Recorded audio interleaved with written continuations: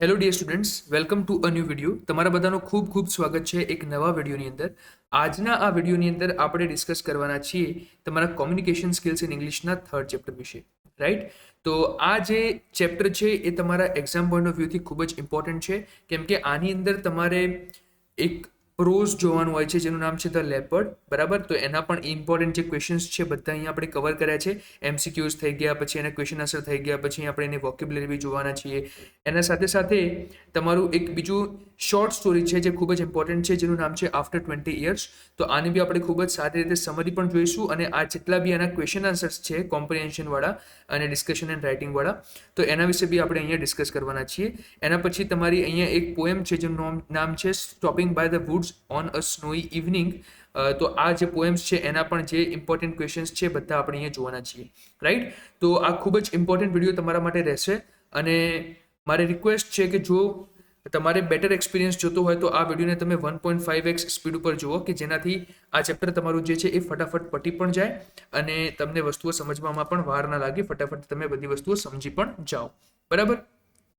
તો અહીંયા સૌથી પહેલા આપણે વાત કરીશું ધ લેપર્ડ વિશે, બરાબર? જે રસ્કિન બોન્ડ દ્વારા લખવામાં આવેલું એક પ્રોઝ છે, અને આ જે લેખન કરવામાં આવેલું છે રસ્કિન બોન્ડ દ્વારા, એ માણસ વચ્ચે અને પ્રકૃતિ વચ્ચેના એક સંબંધની વાત અહીંયા કરવામાં આવેલી છે, બરાબર? તો હું તમને ફટાફટથી પહેલા આ જે વાર્તા છે, વાત નથી આમ તો જોવા જઈએ તો હકીકત છે, આના વિશે હું તમને પહેલા જણાવીશ, બરાબર? આની સમરી જોઈશું, અને એના પછી આના જેટલા પણ ઇમ્પોર્ટન્ટ ક્વેશ્ચન્સ છે એ બધા આપણે ડિસ્કસ કરીશું, રાઈટ? તો ધ લેપર્ડ જે છે એનો સાર કંઈક એ રીતેનો છે કે રસ્કિન બોન્ડ જે છે એ એક લેખક છે, બરાબર? તો લેખકને શું હોય કે ભાઈ સારા સારા વિચારો મગજમાં જોતા હોય, એટલા માટે એમને શાંત વાતાવરણમાં જવું ગમતું હોય. તો રસ્કિન બોન્ડના મગજમાં પણ એવો જ વિચાર આવ્યો કે આપણા ભારતની અંદર મસૂરી નામનો એક શહેર છે જે એક ઠંડો પ્રદેશ છે. તો રસ્કિન બોન્ડે એવો વિચાર કર્યો કે હું મસૂરી જઉં, અને મસૂરી જઈને ત્યાંના જંગલોની અંદર હું ત્યાં સમય વિતાવીશ, તો જેનાથી શું થશે કે મને લેખન માટે સારા સારા એવા વિચારો આવશે જે મને મારા લેખનમાં મદદરૂપ રહેશે, બરાબર? તો એ જ વિચાર સાથે જે રસ્કિન બોન્ડ છે એ મસૂરી જાય છે, અને મસૂરી ત્યાં જ્યાં પછી એ ત્યાંના જંગલોમાં સમય વિતાવે છે. તો અહીંયા કહેવામાં કંઈક એવું આવે છે કે રસ્કિન બોન્ડ જ્યારે જંગલમાં ફરતા હોય છે એટલે લેખનની અંદર અલગ અલગ પ્રકારની વસ્તુઓ બધી ઉલ્લેખિત છે, જેમ કે લેખક જે છે એ અલગ અલગ પ્રકારના ફ્લોરા અને ફોના જોવે છે. ફ્લોરા અને ફોના, અહીંયા ફ્લોરા એટલે પ્લાન્ટ્સ માટે આપણે કહીએ છીએ, વનસ્પતિને આપણે ફ્લોરા કહીશું, અને ફોના એટલે આપણે વિભિન્ન પ્રકારના પ્રાણીઓને ફોના કહીશું, બરાબર? પછી એમાં ઘણા બધા પક્ષીઓનું નામ પણ આપેલું છે, ઘણા બધા પ્રાણીઓ છે, રેડ ફોક્સ ને બધા, એને પણ ઉલ્લેખ કર્યો છે. એ બધી વસ્તુ આપણે આગળ જ્યારે પ્રશ્નો જોઈશું એટલે પ્રશ્નોમાં આપણે ડિટેલમાં એ બધી વસ્તુ ડિસ્કસ કરીશું, બરાબર? પણ અહીંયા મેઇન સાર એ છે આ વાર્તાનો કે રસ્કિન બોન્ડ જે છે એક દિવસ એમને એક લેપર્ડ સાથે એન્કાઉન્ટર થાય છે, બરાબર? એન્કાઉન્ટર થવું એટલે શું કહેવા માંગે છે કે એક લેપર્ડ જે હોય છે, એક દીપડો હોય છે, એ એમને સામે દેખાય છે. જ્યારે નદી પાસેથી ગુજરતા હોય છે ત્યારે એક અચાનક એમને એક દીપડો દેખાતો હોય છે, બરાબર? તો શરૂઆતમાં તો જે લેખક હોય છે એ દીપડાને જોઈને ખૂબ જ ડરી જાય છે, બરાબર? પણ થોડા સમય પછી એમને અંદરથી એવો અહેસાસ થાય છે કે દીપડો જે છે એમના ઉપર ગુસ્સાની નજરથી નથી જોતો, પણ એક ઉત્સુકતાની નજરથી જુએ છે. ત્યારે લેખકને એવું લાગે છે કે આ જે દીપડો છે એમને કોઈ હાનિ નહીં પહોંચાડે. એના પછી બીજી એકવાર પણ એમનું એવી રીતે એ દીપડા સાથે મુલાકાત થાય છે, પણ હવે કેવું થઈ જાય છે કે એક સમજદારી બંને વચ્ચે બની ગઈ હોય છે, અને પ્રકૃતિ વચ્ચે અને લેખક વચ્ચે એક સમજદારી બની ગઈ હોય છે. એના કારણે જેટલા પણ પ્રાણીઓ હોય છે, જેટલા પણ પક્ષીઓ હોય છે, એ લેખકને ઓળખતા હોય છે. એટલે જ્યારે બી લેખક એ જંગલમાંથી ગુજરે છે ત્યારે કોઈ પણ પ્રાણી અથવા તો પક્ષી જે છે એ લેખકને કોઈ પણ પ્રકારની હાનિ નથી પહોંચાડતું, અને લેખક ખૂબ જ સારી રીતે ત્યાં ફરી શકે છે. પછી લેખકને એક દિવસ ખબર પડે છે કે અહીંયા શિકારીઓનો ઝુંડ આવે છે, અને એ લોકો જે છે એમને ક્યાંકથી ખબર પડી હોય છે શિકારીઓને કે અહીંયા એક દીપડો છે, અને એ લોકો એ દીપડાનો શિકાર કરીને એને દિલ્હીના કાળા બજારમાં વેચવા માંગે છે, બ્લેક માર્કેટમાં વેચવા માંગે છે. એની જે ચામડી હોય ને, ચામડી, એને, જેનાથી એમને ઘણા બધા પૈસા મળે. તો લેખકને આ વાતની ખબર પડે છે. એના પછી લેખક થોડો ચિંતામાં પણ આવી જાય છે કે ક્યાંક આ લોકોને જો આ દીપડો મળી ગયો તો પછી આ લોકો એ દીપડાને મારી નાખશે, બરાબર? અને અંતે એવું જ થાય છે કે એક દિવસે લેખકને ખબર પડે છે કે એ જે દીપડો હોય છે એ મરી ગયો છે, અને એને મારનારા આ બીજા કોઈ નહીં પણ આ શિકારીઓ જ છે. ત્યારે લેખકને ખૂબ જ દુઃખ થાય છે, અને લેખકને એક વિચાર પણ આવે છે કે આ પ્રાણીઓએ મારા ઉપર કેટલો બધો વિશ્વાસ મૂક્યો હતો અને હું પણ એક માણસ જ છું, બરાબર, એક માણસ છું અને માણસ તરીકે આ પ્રાણીઓએ મારા ઉપર વિશ્વાસ મૂક્યો હતો અને એમને મને ક્યારેય હાનિ નથી પહોંચાડી. અને બીજી જ જગ્યાએ માણસોએ જ આ દીપડાને મારી નાખ્યો, એટલે કે પ્રકૃતિનો વિનાશ કર્યો એક રીતે આપણે જોવા જઈએ તો. એટલે ત્યારે લેખકની અંદરથી એવો વિચાર આવે છે કે શું હવે આ પક્ષીઓ, આ પ્રાણીઓ મારા ઉપર ફરીથી ક્યારે વિશ્વાસ કરશે? કેમ કે હું પણ એ જ બિરાદરીનો પ્રાણી છું, હું પણ માણસ જ છું કે જેમને આ કૃત્ય કર્યું છે, કે જેમને આ દીપડાને માર્યું છે. ત્યારે રસ્કિન બોન્ડને ખૂબ જ એક દુઃખની લાગણી અનુભવે છે અને એ વાત પણ કહે છે કે ભાઈ આપણે માણસોએ પોતાના લાલચની અંદર આવીને ક્યારે પ્રકૃતિનો વિનાશ ના કરવો જોઈએ, પ્રકૃતિની અંદર ખાસ જે પ્રાણીઓ છે એમનો વિનાશ ના કરવો જોઈએ. અને આપણે જે દીપડાની વાત કરીએ તો દીપડા તો પહેલાથી જ લુપ્ત થતા પ્રાણીઓમાંથી આવે છે, બરાબર, એમની સંખ્યા ઓછી છે આ પૃથ્વી ઉપર, તો પણ લોકો એનો શિકાર કરે છે પોતાના સ્વાર્થ માટે, જે દર્શાવે છે કે માણસ કેટલો ક્રૂર હોઈ શકે. તો આ જે આખો પ્રોઝ છે એનો જે ભાવાર્થ હતો એ આ હતો કે માણસે જે છે એ પ્રકૃતિની હંમેશા સન્માન કરવો જોઈએ અને પ્રકૃતિને ક્યારેય છંછોડવી જોઈએ નહીં. કેમ કે પ્રકૃતિ આપણને ક્યારેય છંછોડતી નથી, તો આપણે બી ક્યારે પ્રકૃતિને ના છંછોડવી જોઈએ. એમની રહેવાની જે જગ્યા છે, વન્ય પ્રાણીઓ વન્ય જીવનની અંદર રહેતા હોય છે, તો એમને ત્યાં રહેવા દેવા જોઈએ અને એમને કોઈ પણ રીતે આપણે હાનિ ના પહોંચાડવી જોઈએ. એ વાત અહીંયા રસ્કિન બોન્ડ જે છે એ કહેવા માંગે છે, બરાબર. તો હવે આપણે આની વોકેબ્યુલરી વિશે વાત કરીશું. એટલે કે સૌથી પહેલા વોકેબ્યુલરી એટલે શું થાય હું તમને સમજાવી દઉં કે જે શબ્દો છે, જે ભારે ભારે શબ્દો છે જેમનો ઉપયોગ કરવામાં આવ્યો છે તમારા આ પાઠની અંદર, એનો મતલબ શું થાય એ આની અંદર આપણે સમજવાનો છે, બરાબર. તો જુઓ, સૌથી પહેલા છે રવાઇન. રવાઇન એટલે શું થાય? A deep narrow valley with steep sides. એટલે કે એકદમ ઊંડી અને નેરો એટલે સાંકડી વેલી હોય ને, ખીણ જે ઢાળવાળી જેની સાઈડ હોય એને આપણે રેવિન કહીશું. પછી આવશે emerge.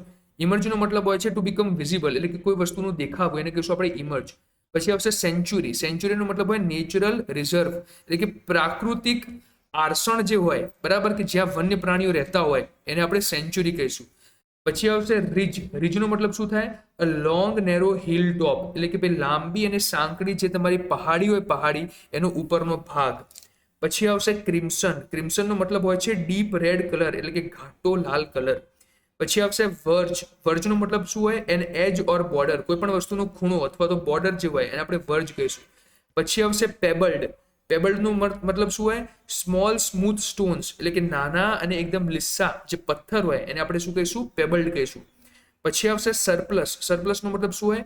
N excess of production or supply, એટલે કે કોઈ પણ વસ્તુ જ્યારે તમે અધિક માત્રાની અંદર એને પ્રોડ્યુસ કરો, એટલે કે એનું તમે ક્રિએશન કરો, એને બનાવો અથવા તો એની સપ્લાય કરો તો એને કહેવાય સરપ્લસ. પછી ફોક્ડ ટેલ, બરાબર. ફોક્ડ ટેલ એટલે આ એક પંખીની વાત કરવામાં આવી, પક્ષીની વાત કરવામાં આવી છે જેનું નામ છે સોંગ બર્ડ વિથ અ ફોક્ડ ટેલ, બરાબર. ફોક્ડ ટેલ હોય જે આપણે કાંટાવાળી ચમચી હોય ને એ કેવી હોય, એને આપણે ફોર્ક કહીએ, તો એવી કાંટાળી એની જે હોય એ શું હોય? પૂંછડી હોય. તો એ ટાઈપનું એક પક્ષી આવે છે જેને આપણે કહીએ છીએ ફોક્ડ ટેલ, બરાબર. અને આ સોંગ બર્ડ હોય છે, સારું એવું ગીત ગાતું હોય છે. પછી આવશે બોલ્ડર. બોલ્ડર એટલે કે અ લાર્જ રોક, એટલે કે મોટી એવી ચટ્ટાન જેવી રોક. પછી આવશે પ્લમેજ. પ્લમેજ એટલે શું? A layer of feathers that cover a bird, એટલે કે જે પંખ હોય ને, પંખ પક્ષીના જેના શરીરને કવર કરે છે એને આપણે શું કહીશું? પ્લમેજ કહીશું. પછી આવશે લેંગર્સ. લેંગર્સ એટલે શું? લોંગ ટેલ્ડ એશિયન મંકીઝ, એટલે એશિયાની અંદર દેખાવામાં આવતા આ એક વાંદરાની જાતિ હોય છે જેને આપણે લંગૂર કહીએ છીએ, બરાબર. લંગૂર કહીએ છીએ આપણે જેને બહુ લાંબી પૂંછડી હોય છે, તો એ લંગૂર થઈ ગયું. પછી ડિફોરેસ્ટેશન. ડિફોરેસ્ટેશન એટલે શું? પર્પસફુલ ક્લિયરિંગ ઓફ ફોરેસ્ટ લેન્ડ, એટલે કે ભાઈ તમે જાણી જોઈને જ્યારે જંગલનો વિનાશ કરો છો તો એને શું કહેવાય છે? ડિફોરેસ્ટેશન કહેવાય છે.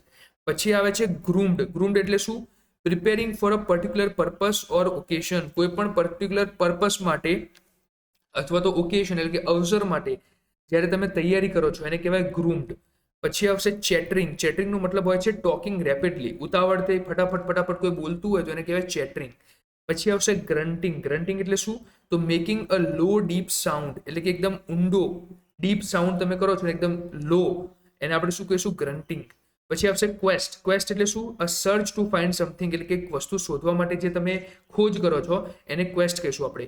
પછી એક્સટિંક્શન. એક્સટિંક્શન એટલે કે ભાઈ એવા the death of the last individual of a species, એટલે કે કોઈ પણ જાતિનું પ્રાણી હોય, બરાબર, એની લાસ્ટ ઇન્ડિવિજ્યુઅલ એટલે કે છેલ્લું વધેલું જે પ્રાણી હોય જ્યારે એની મૃત્યુ થઈ જાય તો તમે એવું કહી શકો છો કે એ પ્રકારના જે પ્રાણી છે એમનું એક્સટિંક્શન થઈ ગયું, બરાબર, એ લુપ્ત થઈ ગયા. જેમ કે આપણે ડાયનાસોર માટે કહેતા હતા કે ડાયનાસોર શું થઈ ગયા છે, ભાઈ લુપ્ત થઈ ગયા છે, એટલે કે દેખાતા નથી. તો એક્સટિંક્શનનો મતલબ હોય છે લુપ્ત થઈ જવું. પછી આવશે હેવન. હેવન એટલે સ્વર્ગ, એટલે કે અ પ્લેસ ઓફ સેફટી, એક સુરક્ષિત જગ્યા. પછી આવશે ડોમિનિયન. ડોમિનિયન એટલે શું? The power or right of controlling, એટલે કે તમારા પાસે જ્યારે કોઈ વસ્તુની પાવર આવે, કોઈ વસ્તુને કંટ્રોલ કરવાની, બરાબર, પોતાના હિસાબથી કોઈ વસ્તુને ચલાવવાની, તો એને ડોમિનિયન કહીશું આપણે. પછી આવશે એસ્ટોનિશ્ડ. એસ્ટોનિશ્ડ એટલે શું?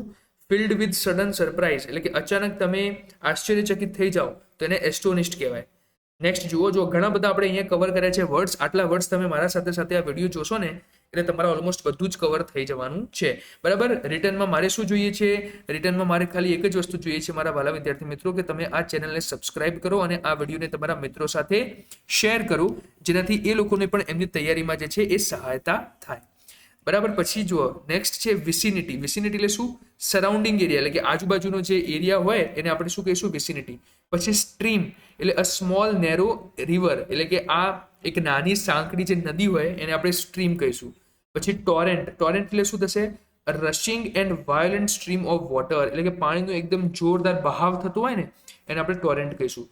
પછી આવશે ટ્રેમ્પિંગ. ટ્રેમ્પિંગ એટલે શું?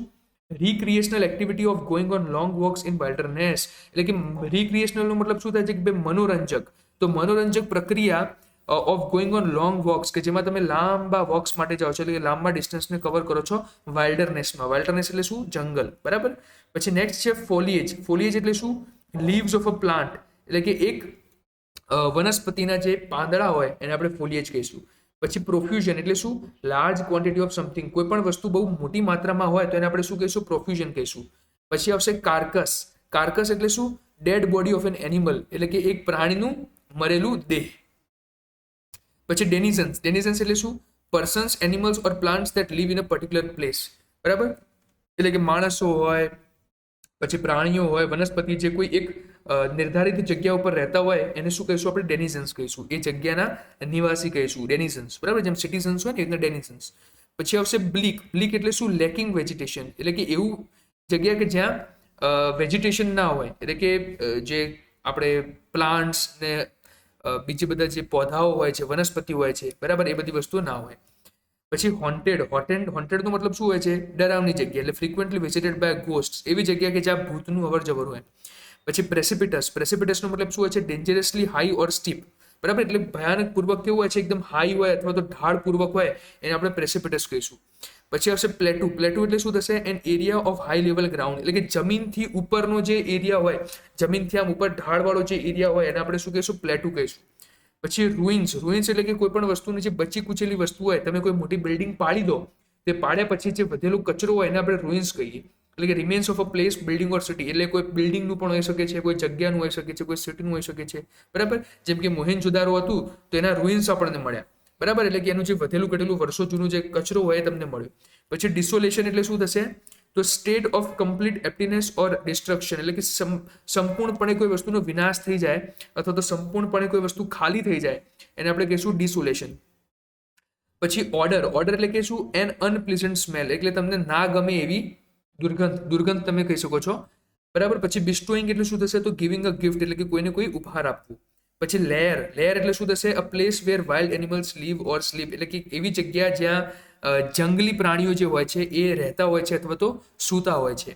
અને પછી આવશે ફેલાઇન. એનો મતલબ શું હોય છે? Connected with the cat family, એટલે કે કેટ ફેમિલી એટલે કઈ ફેમિલી થશે? જે આપણી બિલાડી હોય ને, બિલાડી, એની ફેમિલી છે આખી કેટ ફેમિલી. એમાં બિલાડી આવી જશે, વાઘ આવી જશે, પછી દીપડો આવી જાય, સિંહ આવી જાય.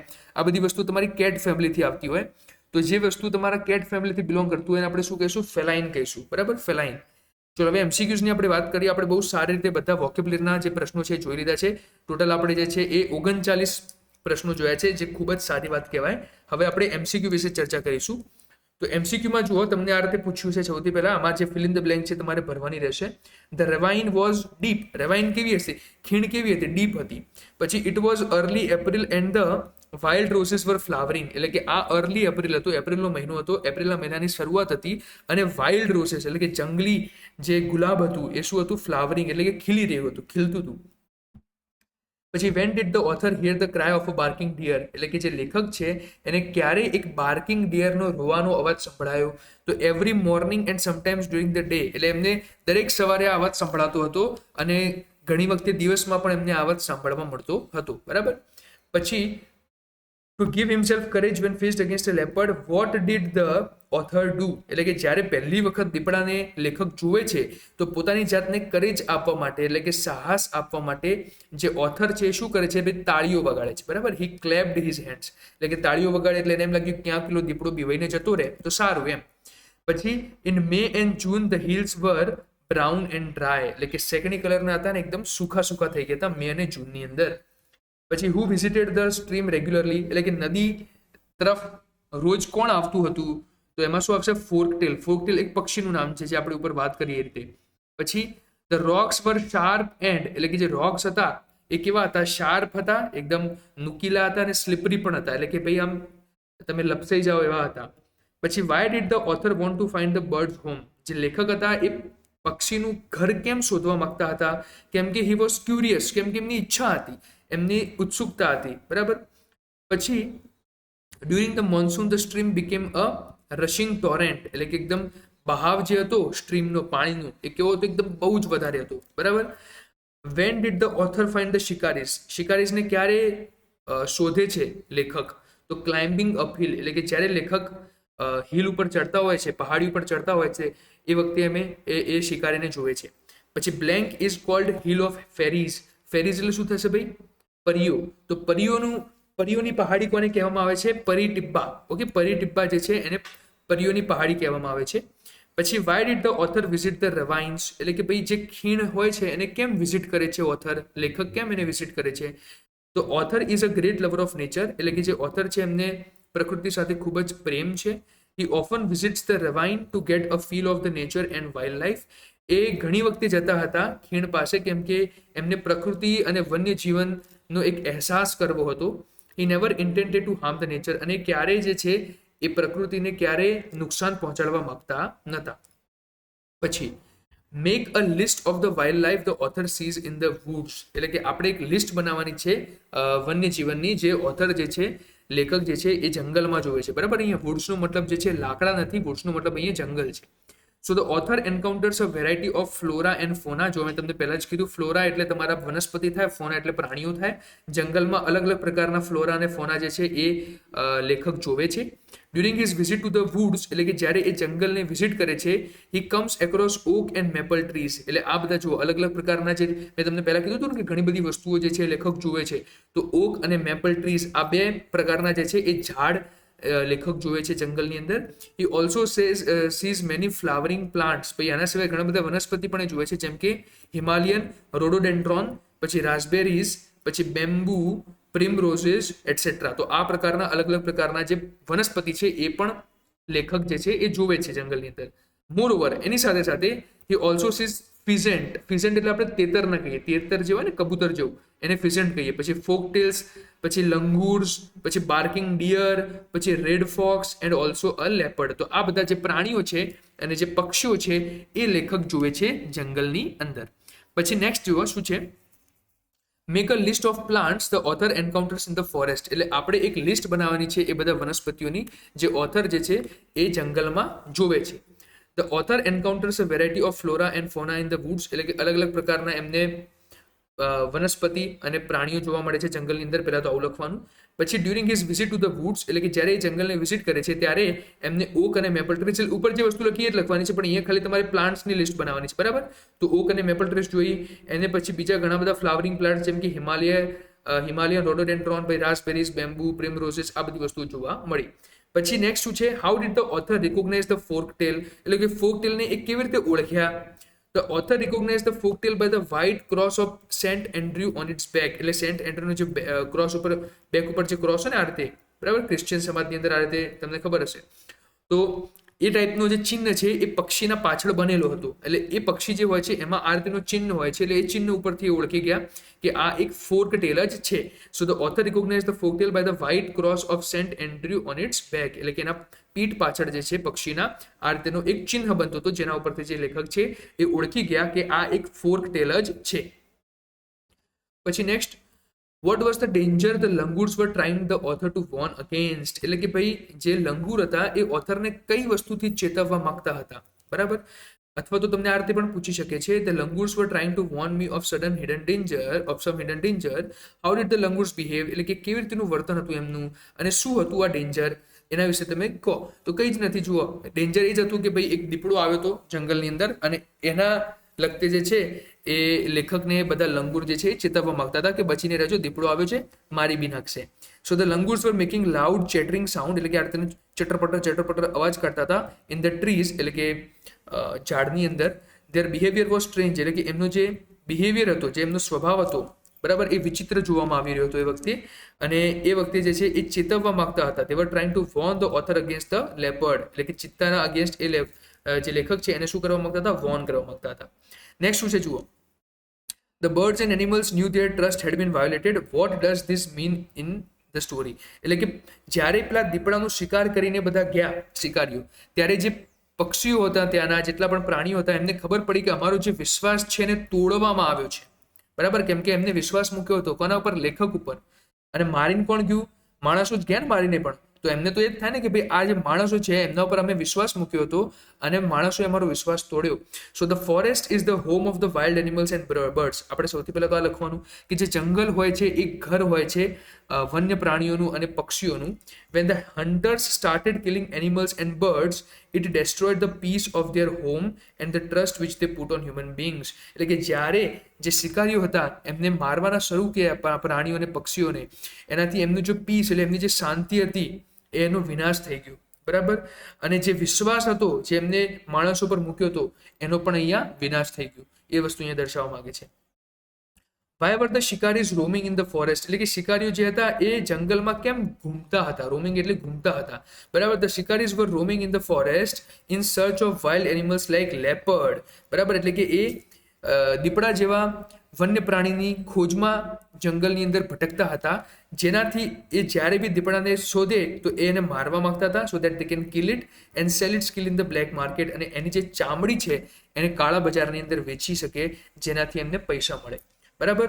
નેક્સ્ટ જુઓ, but did the leopard trusting one man make mistrusting other, what does the narrator mean by this, એટલે કે જુઓ જે દીપડો હતો એને લેખક ઉપર તો વિશ્વાસ પૂરેપૂરો કર્યો હતો અને એને લેખકને કોઈ પણ પ્રકારની હાનિ નથી પહોંચાડી, પણ શું એ ભૂલ જે એને કરી કે ભાઈ લેખક ઉપર વિશ્વાસ કર્યો, શું એ ભૂલ એને ભારે પડી? કેમ કે બીજી વખત જ્યારે શિકારીઓ આવ્યા ત્યારે શિકારીઓએ તો એને મારી નાખ્યો. તો what mistake could the leopard have made, એટલે કે અહીંયા આ જે દીપડો છે એને શું ભૂલ કરી? તો the author loved nature, author જે છે એમને પ્રકૃતિથી ખૂબ જ પ્રેમ છે. He never wanted to harm the wild animals and birds, એ ક્યારેય જંગલી પ્રાણીઓ અને પક્ષીઓને હાનિ પહોંચાડવા માંગતા નહોતા. He also felt secure in the presence of leopard and the leopard too never tried to attack him. એટલે કે જે લેખક હતા એમને તો દીપડાના હાજરીમાં ઉપરથી સારું લાગતું હતું, એમને સિક્યોર ફીલ થતું હતું, અને જે દીપડો હતો એને બી ક્યારે લેખકને એના ઉપર અટેક નહોતો કર્યો. But when the leopard was shot down by the shikaris, he doubted whether the wild animals would ever trust human beings in future. પણ જ્યારે જે દીપડો છે એ શિકારી દ્વારા મારી નાખવામાં આવ્યો ત્યારે લેખકને એ થયું કે હવે શું આ જંગલી પ્રાણીઓ જે છે એ શું ક્યારેય માણસ ઉપર વિશ્વાસ કરશે ભવિષ્યની અંદર? By trusting the author the leopard has made mistake of trusting human beings. એટલે લેખક એવું મેં કહેવા માંગે છે કે જ્યારે એ દીપડાએ મારા ઉપર વિશ્વાસ કર્યો એટલે એને ભૂલ કરી કે એને આખી માનવ જાતિ ઉપર વિશ્વાસ કર્યો. કાશ એને મારા ઉપર વિશ્વાસ ના કર્યો હતો તો આજ એ બચી ગયો હોત, કેમ કે જે શિકારીઓ હતા એ પણ માણસો હતા અને એ લોકોએ એમના સાથે, જે દીપડો છે એના સાથે સારું કામ ના કર્યું અને મારી નાખ્યો. જ્યારે જે લેખક હતો એને તો ખૂબ જ સારી રીતે દીપડા સાથે વર્તન કર્યું હતું, અને દીપડો પણ જે હતો એ લેખક સાથે સારું વર્તન કરતો હતો, એને લેખકને કોઈ પણ પ્રકારની હાનિ નથી પહોંચાડી. પણ લેખક એવું કહેવા માંગે છે કે લગભગ એ જ ભૂલ એને કરતી હતી કે એને મારા ઉપર વિશ્વાસ કરીને સાથે સાથે એને પૂરી માનવ જાતિ ઉપર વિશ્વાસ કર્યો, અને એ શિકારીઓને ઓળખી શક્યો ના, અને શિકારી જે હતા એ એમના સ્વાર્થ માટે, એમના લાલચ માટે એમને એ દીપડાને મારી નાખ્યો. તમે વિચારો મિત્રો, આ કેવી વાત છે કે પ્રાણીઓ તમારા ઉપર કેટલી આસાનીથી વિશ્વાસ કરે છે માણસ ઉપર, ને માણસો બદલામાં એમને શું આપે છે? એક વિશ્વાસઘાત. નેક્સ્ટ જુઓ, there was room in the world for a mountain lion and me. Why did these words echo in the narrator's mind? બરાબર. એટલે અહીંયા જે છે D.H. લોરેન્સ કરીને એક વ્યક્તિ છે, એમના દ્વારા આ વાત કહેવામાં આવી હતી કે આ જગતની અંદર, આ વિશ્વની અંદર મારા માટે અને એક સિંહ માટે, બંને માટે એક રૂમ છે. એટલે કે બંને માટે ભગવાને એક જગ્યા આપેલી છે રહેવા માટે, બરાબર. અને આપણે એ જગ્યાનો સન્માન કરવો જોઈએ. Due to the activities of the hunters, એટલે કે શિકારીઓની આ પ્રક્રિયાના કારણે the animal started ફ્લિંગ away from the forest, એટલે કે જેટલા પણ પ્રાણીઓ હતા એ જંગલમાંથી ઉડવા લાગ્યા, બહાર નીકળવા લાગ્યા, ત્યાંથી ભાગવા લાગ્યા. Hence the author feels that humans and animals should respect each other space so that both can live peacefully. એટલે કે લેખકનો કહેવાનો અહીંયા ભાવાર્થ એ છે કે માણસોએ અને પ્રાણીઓએ એકબીજાના જે રહેવાની જગ્યા છે એની સન્માન કરવો જોઈએ, કે જેના માધ્યમથી બંને જે છે એ શાંતિપૂર્વક રહી શકે. જો માણસો પ્રાણીઓના જંગલોમાં જઈને જંગલોને કાપશે, પ્રાણીઓને મારશે, તો એનો મતલબ શું થયું કે તમે એમના ઘરમાં જઈને એમનું ઘર એમનાથી છીનવી રહ્યા છો. શું પ્રાણીઓ ક્યારે આવીને તમારા ઘરમાં કેવી રીતે આવી રીતે ક્યારે કબજો કર્યો? શું તમારા ઘરમાં કદી જોયું કે ભાઈ સિંહ આવી ગયો ને તમને ઘરથી બહાર નીકાળી દીધો હોય અને હવે સિંહ તમારા ઘરમાં રહેતો હોય? ના, આવું ક્યારે થતું નથી. પ્રાણીઓ ક્યારે માણસોના ઘરોમાં, આપણા શહેરોમાં આવીને આપણને હેરાન નથી કરતા. તો આપણે કેમ પ્રાણીઓના જંગલમાં જઈને વનને કાપીએ છીએ, આપણે પ્રાણીઓના ઘરને નષ્ટ કરીએ છીએ, આપણા સ્વાર્થ માટે આપણે પ્રાણીઓને મારી નાખીએ છીએ? કેમ આવું કરીએ છીએ? શું એમને જીવવાની સ્વતંત્રતા નથી? વિચારો, તમે આ વસ્તુ વિચારવા જેવી છે મિત્રો. ખાલી અહીંયા અભ્યાસ કરવાનો કોઈ મતલબ નથી, પણ આ બધી વસ્તુઓ વિશે વિચાર પણ કરવા જેવી વાત છે. Why had the ravine become a little heaven for wild life, બરાબર. એટલે કે ભાઈ જે રવાઇન હતી, જે ખીણ હતી, એક સ્વર્ગ જેવું કેમ હતું વન્યજીવન માટે? તો ધ રવાઇન વોઝ સ્વર્ગ એટલે અહીંયા શું કહેવા માંગે છે કે એક સેફટી વાળું ઘર તમે કહી શકો છો. So the ravine was deep and remain in the shadow most of the day.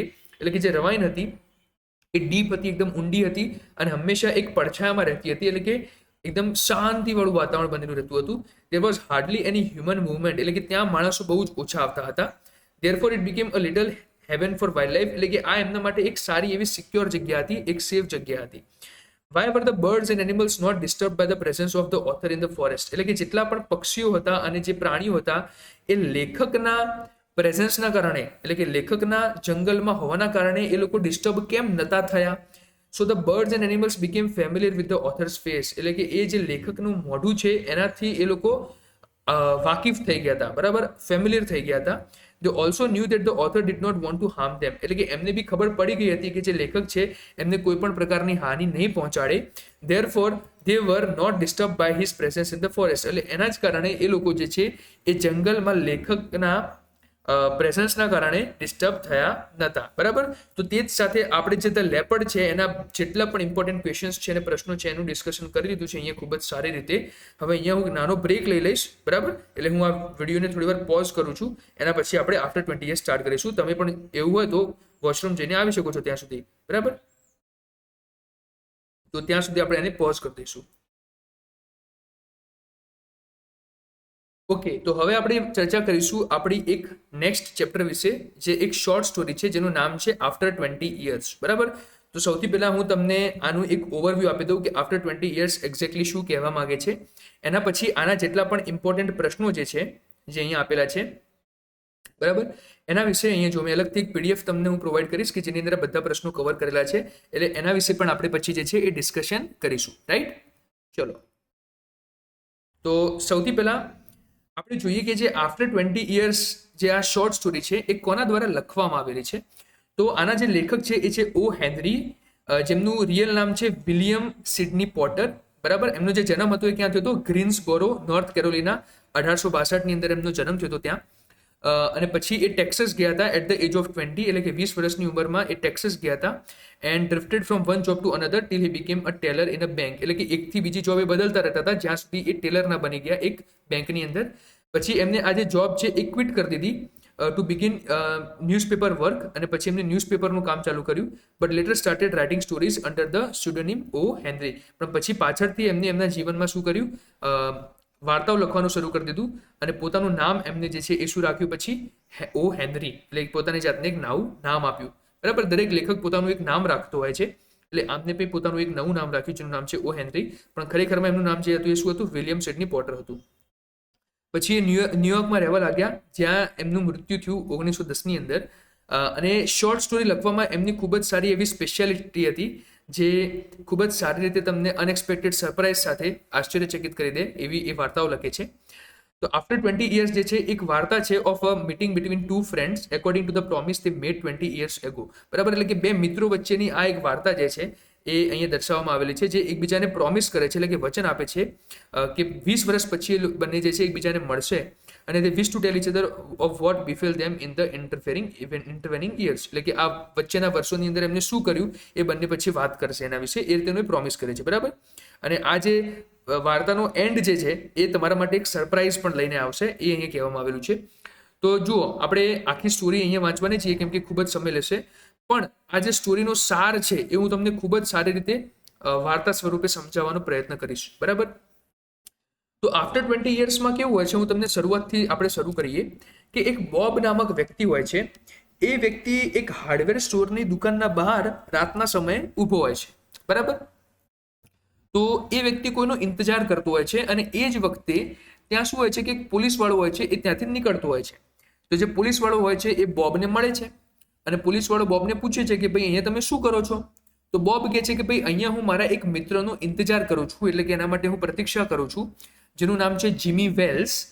જે બરાબર આજથી 20 વર્ષ પહેલા અમે બંને એકબીજાને એક વચન આપ્યો હતો અને વચન એવું હતું કે આજથી 20 વર્ષ પછી એક્ઝેક્ટલી આપણે મળીશું અને પછી આપણે વાતચીત એકબીજા સાથે કરીશું કે આપણે આપણા જીવનની અંદર શું શું કર્યું અને આપણે બંને મિત્રો મળવાના છીએ. બરાબર, તો આમાં હતું કેવું કે 20 વર્ષ પહેલાની આપણે વાત કરીએ તો એ વખતે જીમી વેલ્સ અને જે બોબ હતા એ બંને ખૂબ જ સારા મિત્રો હતા. એ વખતે જીમી વેલ્સ જે હતા એ 20 વર્ષના હતા અને બોબ જે હતા એ 18 વર્ષના હતા.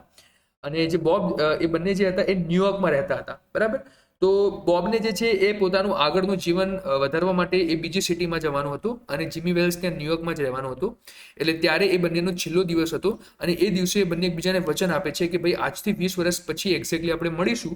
બરાબર, અને જગ્યા બી એ લોકો નક્કી કરે છે. એક રેસ્ટોરન્ટ હોય છે, એ રેસ્ટોરન્ટના બહાર આપણે મળીશું. બરાબર, એ રેસ્ટોરન્ટનું નામ બી અહીંયા આપેલું હશે. રાઈટ, એ રેસ્ટોરન્ટનું નામ હું જોઈ લઉં અહીંયા મળે તો.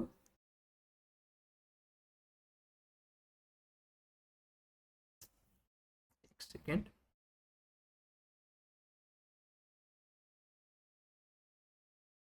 ઓકે, અહીંયા રેસ્ટોરન્ટનું નામ જે છે ને, હા જો, બિગ જો પ્રેડિસ રેસ્ટોરન્ટ. આ રેસ્ટોરન્ટના બહાર આપણે બંને મળીશું, એ રીતે એ બંનેના વચ્ચે અપોઇન્ટમેન્ટ થાય છે, એગ્રીમેન્ટ થાય છે. બરાબર, અને પછી આજનો એ દિવસ આવ્યો જ્યારે પોલીસ વાળો ઉભો ને ત્યાં બોબના આગળ, ત્યારે એ દિવસ આવતો હતો જ્યારે એક્ઝેક્ટ 20 વર્ષ થઈ ગયા હતા પૂરા. બરાબર, તો બોબ કહે છે કે ભાઈ હવે હું એના ઇંતજારમાં ઊભો છું અને જીમીએ મને વાદો કર્યો હતો કે એ મને અહીંયા મળવા આવશે, એટલે હું અહીંયા જીમીની પ્રતીક્ષા કરું છું. તો પેલા પોલીસ વાળો કહે છે કે બરાબર એમ કરીને પછી ત્યાંથી નીકળી જાય છે. બરાબર, કેમ કે પોલીસ વાળો કહે છે ઓકે ડન, તમે વેઇટ કરો ભાઈ, હું નીકળું અહીંયાથી. પછી એ જે છે ત્યાંથી નીકળી જાય છે.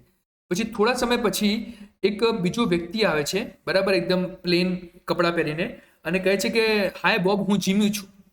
તો બોબ જે છે કે અચ્છા જીમી, તું આવી ગયો એમ કરીને તો એને ગળે મળી જાય છે અને પછી બંને મિત્રો એકબીજાના ખભા ઉપર હાથ મૂકીને વાત કરતા કરતા જાય છે. એટલે કે ફાઇનલી જે છે બોબ એવું સમજે છે કે જીમી જે છે એ મારા પાસે આવી ગયું છે અને બંને મિત્રો એકબીજા સાથે વાત કરતા હોય છે. અને વાત કરતા કરતા એક ડ્રગની દુકાન આવે છે, ડ્રગ સ્ટોર આવે છે. ત્યારે જે બોબ છે એને એવું લાગે છે કે ભાઈ આ જીમી નથી. બરાબર, એના ફિઝિકલ અપિયરન્સ ઉપરથી જે વ્યક્તિ હોય છે, અને એને કહે છે કે ભાઈ તું મને જીમી નથી રાખતો, સાચું કહી દે તું કોણ છે? ત્યારે એ વ્યક્તિ કહે છે કે હું જીમી નથી, પણ હું એક પોલીસ ઇન્સ્પેક્ટર છું અને મને જીમીએ જ મોકલ્યો છે અને તમે હવે અરેસ્ટ થઈ ચૂક્યા છો. બરાબર, તો અહીંયા બોબને પછી એ વ્યક્તિ અરેસ્ટ કરે છે અને લાસ્ટમાં એક નોટ આપે છે જે જીમી ખરેખરમાં જે જીમી વેલ્સ છે એ એને આપવા માંગે છે. એટલે બોબને એક લેટર આપે છે, એક પત્ર આપે છે, એક નોટ આપે છે અને બોબ એ નોટમાં વાંચે છે અને એમાં શું લખ્યું છે જુઓ. એમાં આવું લખ્યું હોય છે, I was at the appointed place on time. When you struck the match to light your cigar, I saw it was the face of the man wanted in Chicago. Somehow I couldn't do it myself, so I went around and got a plain clothes man to do the job. એટલે Jimmy શું કહેવા માંગે છે કે હું તને મળ્યો, આપણે જે રીતે વચન પૂરું કરવાની વાત કરી હતી, હું તને મળ્યો પણ ખરા, પણ જ્યારે હું તને મળ્યો એટલે મને ખબર પડી ગઈ તું એ જ વ્યક્તિ છે જે શિકાગોની અંદર સૌથી વધારે વોન્ટેડ છે અત્યારે. બરાબર, શિકાગો સિટીની અંદર. અને એના માટે હું તને અરેસ્ટ સીધો ના કરી શકું કેમ કે તું મારો જૂનો મિત્ર છે. એટલા માટે મેં બીજા પોલીસને મોકલ્યો એકદમ પ્લેન વ્હાઇટ કપડાં પહેરાઈને અને તને અરેસ્ટ કરવાનું મેં કીધું. તો અહીંયા વાત એવી છે મિત્રો, જો અહીંયા સરપ્રાઇઝ કઈ જગ્યાએ આપ્યું ઓ હેનરી, આપણે એની વાત કરીએ. વાત એવી હતી કે જે બોબ છે ને, બોબ એ એક ક્રિમિનલ થઈ જાય છે પાછળથી એના જીવનની અંદર. બરાબર, અને ક્રિમિનલ થવાના કારણે બીજી વસ્તુ એવી થાય છે કે જે જીમી હોય છે એ જીમી એક પોલીસ ઇન્સ્પેક્ટર બને છે. એટલે હવે બંને મિત્રો જે છે એ એકબીજાના એકદમ ઓપોઝિટ થઈ ગયા છે. એક ક્રિમિનલ બની ગયો છે અને એક જે છે એ પોલીસ ઇન્સ્પેક્ટર બની ગયો છે. અને એ દિવસે રાત્રે જ્યારે બોબ જીમીનો વેઇટ કરતો હોય છે ત્યારે મેં તમને પહેલા જે પોલીસ વાળો ના કીધું જે આવ્યો હતો બોબ પાસે, એ બીજો કોઈ નહોતું, એ પોતે જીમી જ હતું.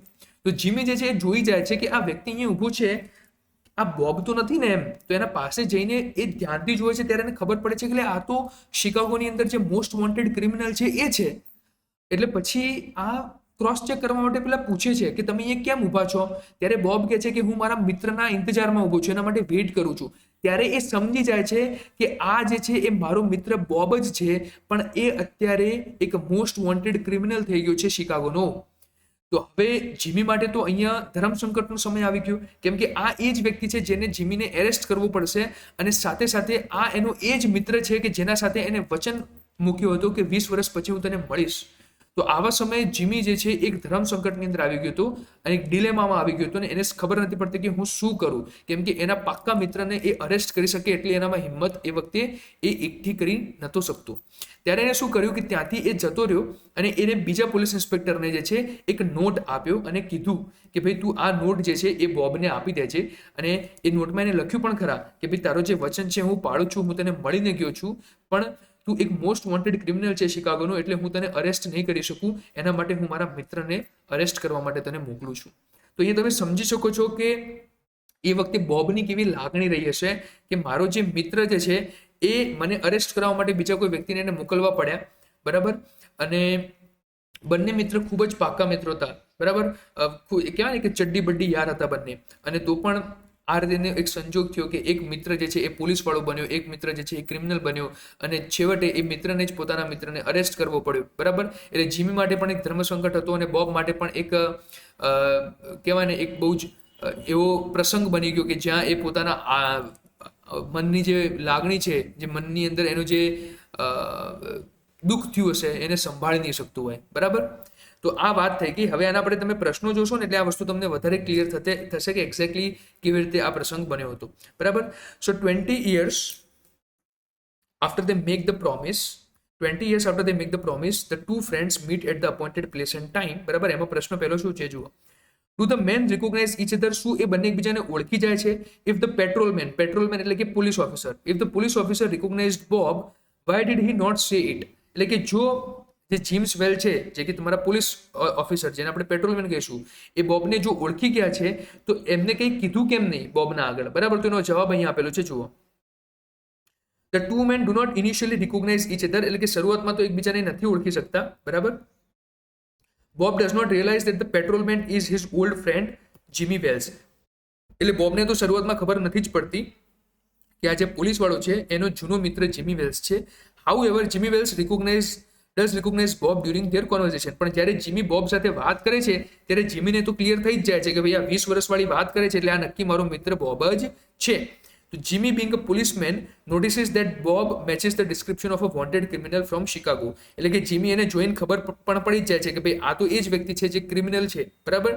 તો he chooses not to confront Bob directly because of their past friendship. પણ એ વસ્તુ એ સીધી બોબ આગળ નથી કહેતો કેમ કે બંને પાસ્ટના ફ્રેન્ડ હતા, જૂના મિત્રો હતા, એટલે આ વાત જે છે એ જીમી બોબ આગળ સીધું નથી કહેતો કે ભાઈ હું તને અરેસ્ટ કરી લઈશ હવે. Instead he silently fulfils his duty by arranging for another officer to arrest Bob. એટલે શું કરે છે, સાયલેન્ટલી ત્યાંથી નીકળી જાય છે અને બીજા ઓફિસરને મોકલે છે બોબને અરેસ્ટ કરવા માટે. Leaving behind a note to explain his actions. અને એક નોટ પણ છે એ આપે છે બોબને, બરાબર, through that other police officer. એટલે બીજા પોલીસ ઓફિસર દ્વારા જે છે એ નોટ પણ આપે છે બોબને, જેમાં એનું કારણ પણ આપેલું છે કે એને આવું કેમ કર્યું. This shows Jimmy's inner conflict between his loyalty to Bob and his responsibility as a law enforcer. એટલે કે અહીંયા એક ધર્મ સંકટ જેવું થઈ જાય છે જીમી માટે, કેમ કે એક તો એને એની વફાદારી પણ બતાવવાની છે કોના પ્રત્યે, બોબ પ્રત્યે, અને સાથે સાથે એને એનું કર્તવ્ય પણ નિભાવવાનું હતું એઝ અ પોલીસ ઓફિસર, બરાબર, એઝ અ લો એન્ફોર્સર, કે જેને ભાઈ કાનૂનનું નિયમોનું જે છે પાલન કરવું જોઈએ. તો આ વાત હતી. પછી નેક્સ્ટ શું છે જુઓ.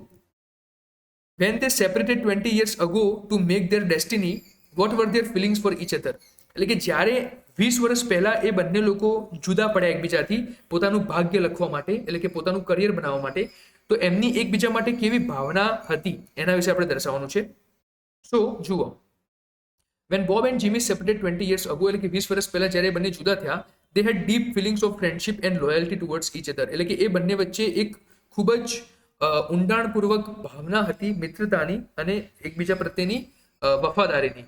Both valued their bond so much that they made a promise to meet at the same spot after 20 years. એટલે કે બંને વચ્ચેનો જે બોન્ડ હતો એટલો સ્ટ્રોંગ હતો કે એકબીજા સાથે એમને વચન પણ કર્યું હતું કે આજથી એક્ઝેક્ટ 20 વર્ષ પછી એ લોકો આ સ્પોટ ઉપર એકબીજા સાથે મળશે, રિગાર્ડલેસ ઓફ વેર લાઈફ ટુક ધેમ. એટલે કે ભલે એ જિંદગીમાં જ્યાં પહોંચ્યા હોય ત્યાં પણ એ આ વચન જરૂર પાડશે. Bob went to the west to seek fortune. એટલે કે એ વેસ્ટ જે બાજુ છે એ બાજુ જાય છે એના ભવિષ્ય માટે. And Jimmy stayed in New York. અને જે જીમી છે એ ન્યુયોર્કમાં જ રહે છે અને ન્યુયોર્કમાં એ પોલીસ ઓફિસર બને છે. અને બોબ જે છે એ આગળ જઈને પછી શું બને છે તમને ખબર જ છે, ક્રિમિનલ બની જાય છે. The parting shows mutual respect and hope for each other success. એટલે કે બંને એકબીજાની સફળતા માટે હોપ કરતા હતા અને એ જ રીતે બંને એકબીજાથી જુદા થયા. As they believed their friendship would endure the test of time and distance. કેમ કે એમનો વિશ્વાસ હતો કે સમય સાથે એમની જે મિત્રતા હશે એ ખૂબ જ વધારે સારી થશે અને 20 વર્ષ પછી જ્યારે મળશે ત્યારે એ બંનેના વચ્ચેનો જે ભાવ હશે ખૂબ જ સ્ટ્રોંગ હશે. This strong bond is evident in Bob's eagerness to meet Jimmy and in Jimmy's emotional conflict when he discovered Bob's criminal background. એટલે કે આ વસ્તુ તમને જોવા પણ મળી કેમ કે જે બોબ છે એને પોતાનું વચન પાળ્યું અને એ જીમીને મળવા પણ ગયો. અને જે જીમી હતો એ ઇમોશનલ કોન્ફ્લિક્ટની અંદર હતો જ્યારે એને ખબર પડી કે જે બોબ છે એ ક્રિમિનલ છે, બરાબર, એ ક્રિમિનલ બેકગ્રાઉન્ડ વાળો વ્યક્તિ છે. એટલે કે જીમી પણ આ વાતને લઈને ખૂબ જ ઇમોશનલ થઈ ગયો હતો અને એના માટે પણ આ એક ધર્મ સંકટ જેવું થઈને ઊભું હતું કે હવે એ શું કરશે. નેક્સ્ટ શું છે જુઓ, have their feelings changed in the long years. એટલે કે શું આ વર્ષોની અંદર એમની એકબીજા પ્રત્યેની જે ભાવના હતી એ બદલાઈ ગઈ હતી. So yes, their feelings have changed over the 20 years influenced by their personal growth and life choices. Definitely એમના વચ્ચેની જે ભાવનાઓ હતી એ બદલાઈ ગઈ હતી. આટલા વર્ષોનો સમય હોય 20 વર્ષનો એટલે ભાવના તો બદલાઈ જ જાય કેમ કે એમની પોતાની પર્સનલ ગ્રોથ પણ થઈ હતી અને એના લાઈફના જે જીવનના જે નિર્ણયો હતા એના કારણે. Bob remains sentimental about their friendship. એટલે બોબ તો એમના મિત્રતાને લઈને ખૂબ જ ગાંડો હતો. As seen in his eagerness to meet Jimmy. કેમ કે તમે જોઈ શકતા હતા કે એ કેટલો ઇગર હતો, કેટલો ઉત્સુક હતો જીમીને મળવા માટે. And his pride in keeping the promise. અને એ વાતનો એને ગર્વ પણ હતો કે જે વચન એને આપ્યો હતો જીમીને એ પૂરો પાડતો હતો. However his life as a criminal has set him on a path that conflicts with Jimmy's values. પણ એનું જે જીવન હતું એ ક્રિમિનલનું જીવન થઈ ગયું હતું જેના કારણે હવે એ જીમીનો મિત્ર બનવાના લાયક નહોતો. ખરેખરમાં જોવા જઈએ તો વાત એવી જ છે કેમ કે જીમી એક ઈમાનદાર વ્યક્તિ હતો અને એના જીવનમાં ઘણા બધા ગુણ ઉપર એ ચાલતો હતો. જ્યારે તમે એ જ જગ્યાએ બોબના જીવનની વાત કરો તો એ હવે ક્રિમિનલ થઈ ગયો હતો. તો ભલે બોબ જીમીને ખૂબ જ પ્રેમ કરતો હોય, ખૂબ જ એના માટે લાગણી હોય, પણ હતો તો એ ક્રિમિનલ જ, જે વસ્તુ જીમી માટે સ્વીકાર્ય નથી. Jimmy well still valuing their past friendship. પણ તે છતાં પણ જીમીએ જે હતું એમની પાસ્ટ જે જૂની ફ્રેન્ડશિપ હતી એને વેલ્યુ કરી અને સીધા એને બોબને અરેસ્ટ ના કર્યો, પણ એને શું કર્યું, જે બીજો પોલીસમેન હતો એના દ્વારા એને બોબને અરેસ્ટ કરાવડાયો. So prioritize his duty as a policeman over his personal bond with Bob. પણ છેવટે એને કર્યું તો એ જ કે એની જે ડ્યુટી હતી, જે એનું ધર્મ હતો એને પાલન કર્યું અને બોબને છેવટે અરેસ્ટ તો એને કરાવડાયો જ. His decision to have Bob arrested rather than letting his friendship blind him to the law shows that his sense of justice has become stronger than his emotional attachment. એટલે આ વસ્તુ દર્શાવે છે કે જીમી જે છે એ પહેલા જેટલો હવે ફ્રેન્ડશિપને લઈને આમ બાંધેલો નહોતો જોવા જઈએ તો. કેમ કે છેવટે એને કર્યું તો શું કે એને બોબને જેલમાં મોકલ્યો, એને અરેસ્ટ કરાવડાયો. એટલે કહેવાનો મતલબ શું છે કે એની જે સેન્સ ઓફ જસ્ટિસ હતો, એટલે કે કાનૂનને એને વધારે ફોલો કર્યો, એ વધારે સ્ટ્રોંગ હતું દેન ઇઝ ઇમોશનલ અટેચમેન્ટ. એટલે કે ઇમોશનલ અટેચમેન્ટ ઉપર જ્યાદા એને ફોકસ ના કર્યું અને તેની જગ્યાએ એને જસ્ટિસ આપવા ઉપર ફોકસ કર્યું, બરાબર. પછી નેક્સ્ટ જુઓ, ultimately while Bob remains nostalgic. એટલે કે બોબ તો હજુ પણ એના જૂના પુલાવી ખ્યાલોમાં હતો. Jimmy's feelings are shaped by his moral responsibility. પણ જીમીની જે ભાવનાઓ છે એની મોરલ રિસ્પોન્સિબિલિટી દ્વારા, એટલે કે નૈતિકતાથી બંધાયેલી હતી. Leading to a bitter sweet conclusion. એટલે કે એક તમને કડવું અને મીઠું કન્ક્લુઝન જોવા મળ્યું આની અંદર, બરાબર, કે જ્યાં કોઈ જેને દુઃખ થયું અને કોઈને અહીંયા જો છે એ પોતાની ડ્યુટી હતી એનું પાલન પણ કરવાનું હતું. તો આ બંને વસ્તુ અહીંયા આપણને જોવા મળી. નેક્સ્ટ જુઓ, the patrolman goes away and a tall man declaring himself to be Jimmy Wells. એટલે કે જે પોલીસ વાળો હોય છે એ જતો રહે છે ને એક બીજો વ્યક્તિ આવે છે જે પોતાની જાતને જીમી વેલ્સ કહે છે. એ આવે છે. Greets the man from the west. એટલે કે એ ફ્રોમ ધ વેસ્ટ વાળો વ્યક્તિ કોણ છે? બોબ પોતે. એટલે એને ગ્રીટિંગ કરે છે. At the drug store each of them turns to gaze upon the others face. એટલે કે જ્યારે ડ્રગ સ્ટોર આવે છે ત્યારે બોબને ખબર પડી જાય છે કે ભાઈ આ જે છે એ જીમી વેલ્સ નથી, અને બંને જે છે એકબીજાના મોઢા સામે જોતા હોય છે. બરાબર. So what does the man from the west realise about his companion. એટલે કે શું ખબર પડે છે બોબને જે પેલો વ્યક્તિ એના સાથે હોય છે એના વિશે. બરાબર. તો એ વસ્તુ અહીંયા આપણે જોઈએ. The man from the west એટલે કે Bob realizes that his companion is not Jimmy Wales. એટલે કે જ્યારે ડ્રગ સ્ટોરની બારે બંને ઊભા રહે છે એટલે એને ખબર પડી જાય છે કે ભાઈ આ જે એના સાથે છે એ જીમી વેલ્સ નથી. when they walk under the bright light of a drug store, he notices that the man does not match Jimmy's physical description from 20 years ago. એટલે એને ખબર પડી જાય છે કે ભાઈ આ વ્યક્તિ જે છે એ જીમી જેવો તો નથી લાગતો. બરાબર. સો this realization comes as a shock to Bob. અને આ વસ્તુ જોઈને જે બોબ છે એ ખૂબ જ બહુ મોટા શોકમાં આવી જાય છે, એ આમ ચમકી જાય છે. who is then informed by the stranger that he is a clothes policeman sent by Jimmy to arrest him. કેમ કે એ શોકમાં કેમ આવે છે કે જ્યારે પેલો જે વ્યક્તિ જે છે, બીજો વ્યક્તિ જે છે એ એને કહે છે કે ભાઈ હું ખરેખરમાં કોઈ જીમી બીમી નથી, હું તો એક પોલીસમેન છું અને મને મોકલવાળો વ્યક્તિ બીજો કોઈ નથી, જીમી પોતે છે. બરાબર. અને હું તને અહીંયા અરેસ્ટ કરવા માટે આવ્યો છું.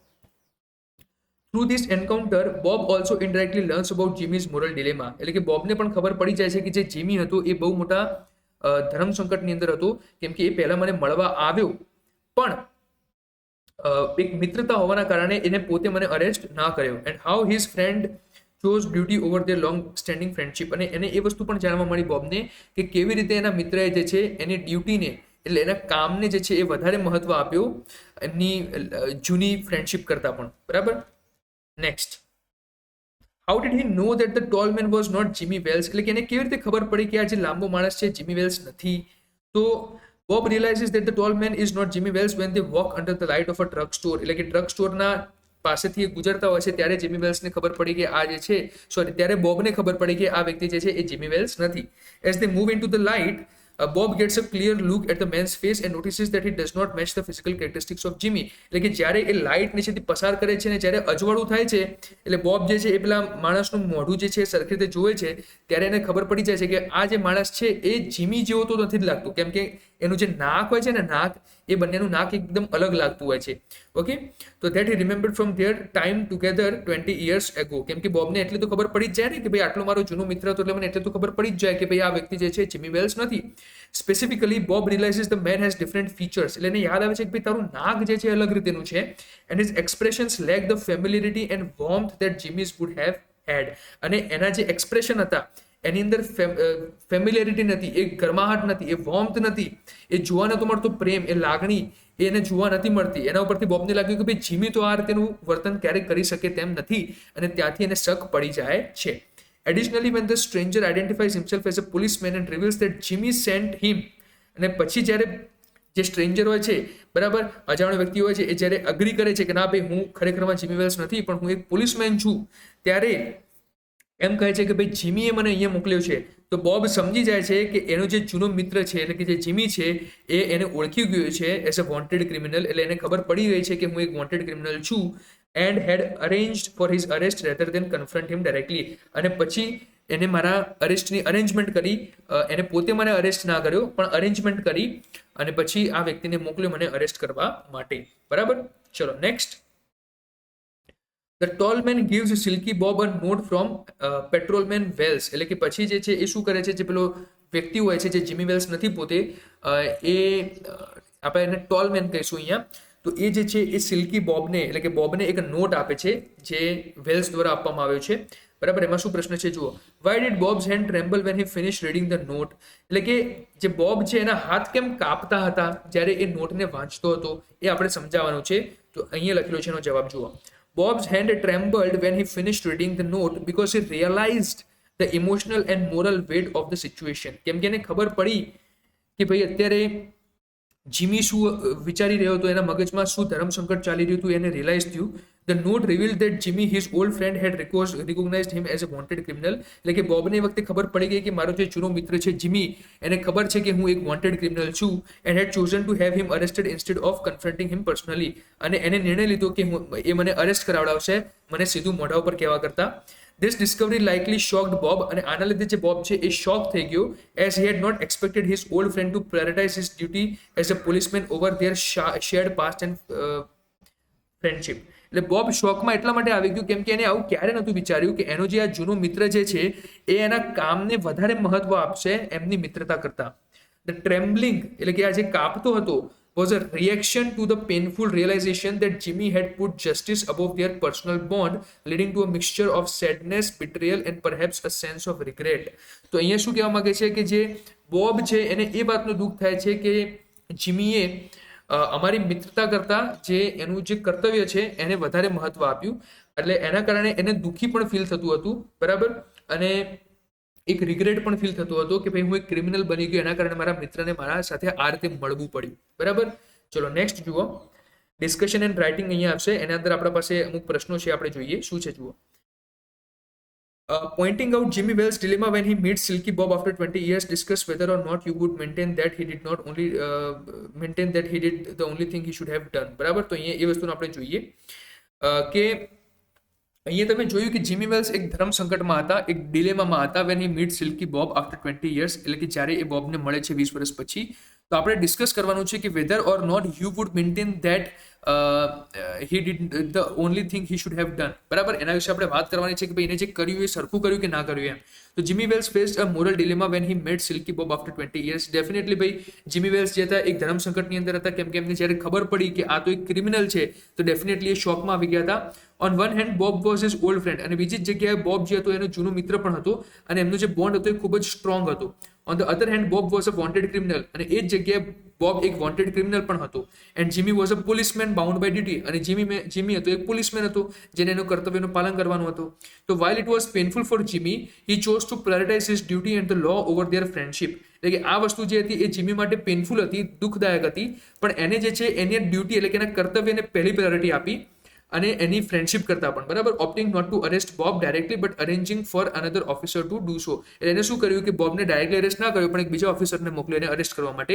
સો given his role as a law enforcer Jimmy's decision was morally justified. એટલે આપણે જો જોવા જઈએ કે એક નિયમોનું પાલન કરનાર વ્યક્તિ તરીકે આપણે જો જોવા જઈએ તો જીમીનો જે નિર્ણય હતો એ મોરલી સાચો હતો. As upholding justice is a responsibility he could not overlook. કેમ કે એને જે જસ્ટિસ છે એનું કર્તવ્ય જે છે એને તો એનું તો પાલન એને કરવું જ પડ્યું અને કરવું જ પડે, રાઈટ. તો એનું જે રિસ્પોન્સિબિલિટી છે, એનું જે કર્તવ્ય છે એનું પાલન કરવું જ પડે, even four an old friend, ભલે એ વ્યક્તિ એનો સામે કોઈ એનો જૂનો મિત્ર હોય તો પણ. Therefore I believe Jimmy did the only thing he should have done given the circumstances. એટલે આપણે લખી દેવાનું કે ભાઈ હું બિલીવ કરું છું કે જીમીએ જે વસ્તુ કરી એ ખૂબ જ સાચી કરી, બરાબર, કેમ કે એની પરિસ્થિતિ પ્રમાણે આપણે જોવા જઈએ, એના સર્કમસ્ટેન્સીસ એટલે કે એની પરિસ્થિતિ પ્રમાણે આપણે જો જોવા જઈએ તો એના પાસે બીજો કોઈ ઓપ્શન પણ નહોતો, કેમ કે એ પોતે એક પોલીસ ઇન્સ્પેક્ટર હતો અને એક પોલીસ ઇન્સ્પેક્ટર તરીકે એનું આ કર્તવ્ય હતું કે ભલે એનો જૂનો મિત્ર રહ્યો બોબ પણ એને એનું કર્તવ્યનું પાલન કરવું જ પડે. નેક્સ્ટ જુઓ, how would you categorise the story, comic or tragic. બરાબર, એટલે કે આ કેવી સ્ટોરી હતી, કોમિક સ્ટોરી હતી અથવા તો ટ્રેજિક હતી, એટલે કે દુઃખદાયક સ્ટોરી હતી. Give reasons for your answers based on the details of the story. એટલે કે આપણે આન્સરના કારણો સાથે આપણે કહેવાનું છે, બરાબર. તો અહીંયા એનો જવાબ છે, જુઓ. The story can be categorized as tragic, એટલે કે આ એક દુઃખદાયક તમે સ્ટોરી માની શકો છો. While it has elements of surprise and irony. Definitely આની અંદર તમને એક આશ્ચર્યચકિત થઈ જાય એવું તમને જોવા મળે છે. લાસ્ટમાં તમને ખબર પડે છે કે ભાઈ બોબ જે છે મતલબ જીમી જે છે એ એને મળીને ગયો, પણ ખરેખરમાં જીમી એક પોલીસમેન હતો એટલે બોબને અરેસ્ટ નહોતો કરી શકતો, મતલબ પોલીસમેન હતો પણ બોબ એનો જૂનો મિત્ર હતો એટલે એને એ સીધો અરેસ્ટ ના કરી શક્યો અને બીજા કોઈ વ્યક્તિને મોકલ્યો. તો આ બધું સરપ્રાઇઝ જ હતું ને. So the underlying tone is સોમ્બર.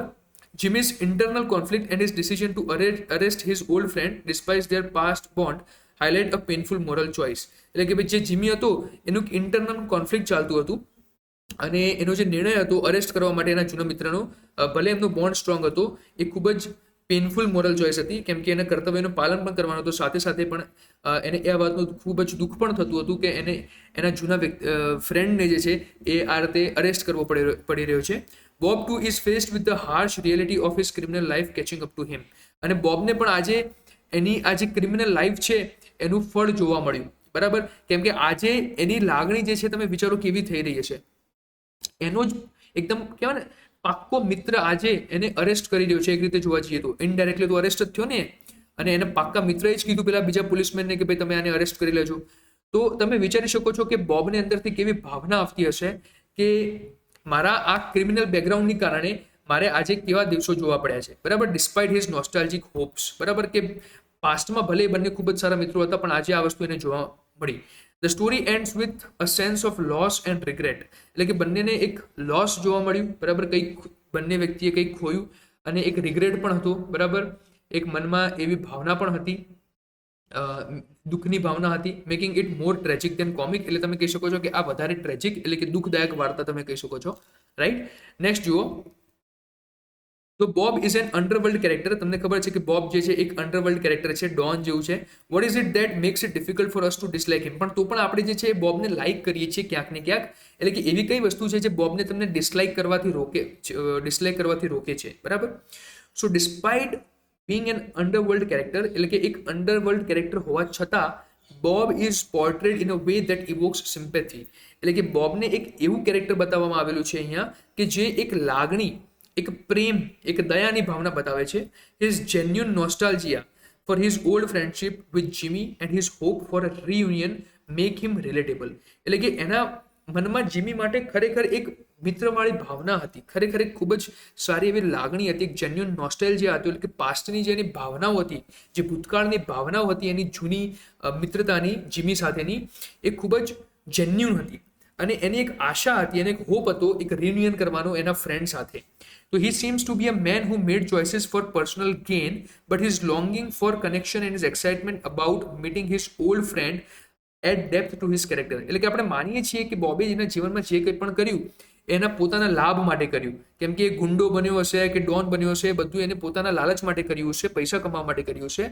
પણ તમને અહીંયા એ પણ જોવા મળે છે કે એનું જે કનેક્શન છે, બરાબર, એની જે એક્સાઇટમેન્ટ છે, જે ઉત્સુકતા છે એના જૂના મિત્રને મળવા માટેની, એ દર્શાવે છે કે એ કેટલો સારો કેરેક્ટર હશે અંદરથી, કેમ કે આટલી મિત્રતા નિભાવી, બરાબર, એક ક્રિમિનલ હોવા છતાં પણ પોતાના મિત્ર માટે આટલી બધી એક લાગણીની ભાવના, 20 વર્ષ જેટલો સમય થઈ ગયો તો પણ એ બોબમાં તમને જોવા મળે છે, જે આપણને બોબને લાઇક કરવા ઉપર મજબૂર કરે છે અને ડિસલાઇક કરવા ઉપર આપણે એના મંજૂર થતા નથી, આપણે એને ડિસલાઇક નથી કરી શકતા. સો ધીસ વલ્નરેબિલિટી, એટલે કે આ જે નાજુકતા જે છે and human desire for friendship make it difficult to fully dislike him, એટલે કે એના કારણે તમે એને પૂરી રીતે સંપૂર્ણ રીતે જે છે ડિસલાઇક નથી કરી શકતા, કેમ કે એની અંદર તમને એક નાજુકતા જોવા મળે છે અને એક મિત્રતા માટેની એક તમને ઈચ્છા જોવા મળે છે, બરાબર. As he is not shown as malicious but rather as a product of his circumstances, એટલે અહીંયા જોવા જઈએ તો એક ખરાબ વ્યક્તિ નથી, પણ એની પરિસ્થિતિઓ ક્યાંક ને ક્યાંક એવી રહી હશે કે જેના કારણે એને આવો માર્ગ લેવો પડ્યો. બાકી એ વ્યક્તિ જે છે એ તમને આના ઉપરથી ખબર પડે છે કે જે પ્રમાણે એની મિત્રતાને નિભાવવા માટે આટલા વર્ષો પછી પણ આવ્યું, એ દર્શાવે છે કે વ્યક્તિ તો ખરાબ નહીં હોય પણ એની પરિસ્થિતિઓ એને આવું બનાવી દીધો હશે કે એને આ રીતેનો 2 નંબરનો રસ્તો અપનાવવો પડ્યો. Compare and contrast the character and destinies of Jimmy and Bob as presented in the story, એટલે હવે આપણે એ બંનેના કેરેક્ટરને કમ્પેર કરવાના છે. અહીંયા જુઓ તો કમ્પેરિઝન થશે જીમી અને બોબનું. સૌથી પહેલા આપણે વાત કરીએ ફ્રેન્ડશિપની.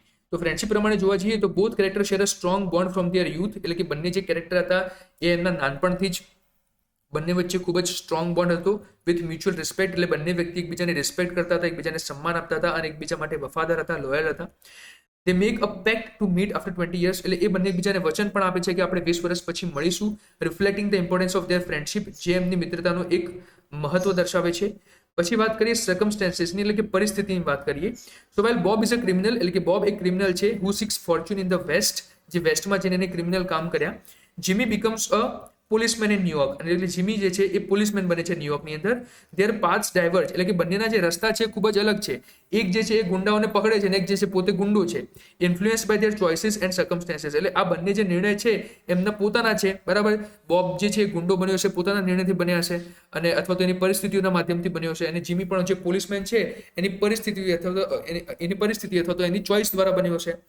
પછી એમના કેરેક્ટરની આપણે વાત કરીએ તો કેરેક્ટર વાઇઝ આપણે જોવા જઈએ તો બોબ જે છે એક ચાર્મિંગ કોન્ફિડન્ટ મેન છે, જે એની સક્સેસને લઈને ખૂબ જ ગર્વ મહેસૂસ કરે છે ઇન ધ વેસ્ટ, એટલે કે વેસ્ટમાં જે એને સક્સેસ મેળવી છે એને લઈને એ ખૂબ જ ગર્વ મહેસૂસ કરે છે અને ખૂબ જ એ આત્મવિશ્વાસવાળો વ્યક્તિ છે અને ચાર્મિંગ એટલે સારો એવો દેખાય છે. However, his criminal activities and choices define his character, પણ ગમે તેવો હોય તો પણ છે તો એક ક્રિમિનલ જ એમ.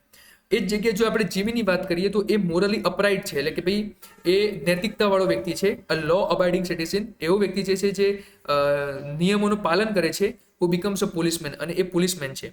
His integrity defines his actions, બરાબર, એની જે અખંડતા છે એની એક્શન ડિફાઇન કરે છે, even at the cost of his friendship with Bob. એટલે કે બોબનો આટલો સારો મિત્ર હોવા છતાં પણ એ પોતાના કર્તવ્યને વધારે મહત્વ આપે છે. પછી વાત કરીએ ડેસ્ટિનીની, એટલે કે બંનેના ભાગ્યની. તો Bob's destiny is marked by his life as a wanted criminal. એટલે કે જો આપણે બોબના ભાગ્યની વાત કરીએ તો એ એક ક્રિમિનલ છે. Despite his hops four a reunion with Jimmy. એટલે કે એની એક આશા હતી કે ભાઈ હું જીમી સાથે ફરીથી મળીશ. His past catches up with him leading to his arrest. પણ એના જે ભૂતકાળના કરેલા જે કામો હતા એના કારણે એનું ફળ મળ્યું અને એ અરેસ્ટ થઈ ગયો. એ જ જગ્યાએ જો આપણે જીમીના ભાગ્યની વાત કરીએ તો is shaped by his duty as a law enforcer. એટલે કે એનું જે ભાગ્ય છે એના કર્તવ્યથી બંધાયેલું છે, એક નિયમોનું પાલન કરનાર અથવા તો નિયમોનું પાલન કરાવનાર તરીકે. Though he still values his friendship with Bob. એટલે કે એ બોબ સાથેની પોતાની ફ્રેન્ડશિપને હજુ પણ વેલ્યુ કરે જ છે, પણ એને જે છે એ જસ્ટિસ એટલે કે ન્યાયને એને વધારે પ્રાયોરિટી આપી ઓવર પર્સનલ ટાઈઝ. એટલે કે પર્સનલ જે રિશ્તો હતો, આપસી જે રિશ્તો હતો એના કરતાં એને નિયમોને વધારે ભાર આપ્યું. Showing how his sense of duty determines his fat. એટલે કે એના ઉપરથી ખબર પડે છે કે કેવી રીતે એનું જે નસીબ છે એ એની સેન્સ ઓફ ડ્યુટી એટલે કે કામ કરવાની ભાવનાથી બનેલું છે. બરાબર.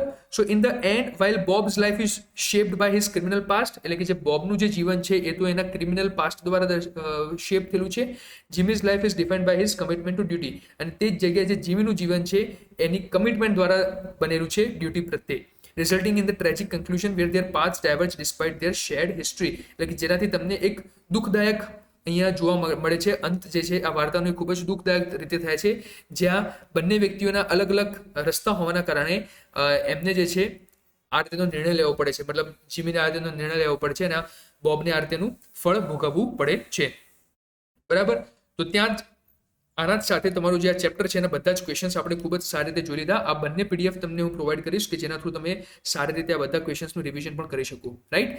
હવે આપણે વાત કરીએ આપણી લાસ્ટ પોએમ વિશે, which is stopping by the woods on a snowy evening. પણ એના પહેલા આપણે શું કરીશું, એક નાનો એવો બ્રેક લઈશું. એટલે તમે બી જો વોશરૂમ જવા માંગતા હો તો ફટાફટ જઈને આવી શકો છો.